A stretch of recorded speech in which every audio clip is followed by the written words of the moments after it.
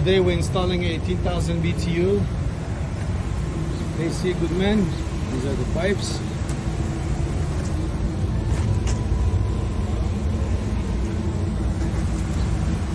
For a residential commercial place.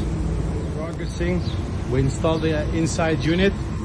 We passed the communication cable and we're passing the pipes, and soon we're going to put up the machine on the bracket.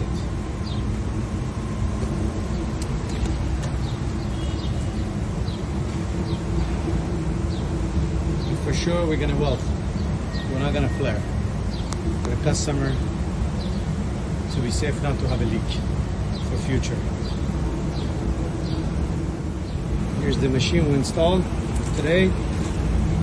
Final product and the hottest day of the year.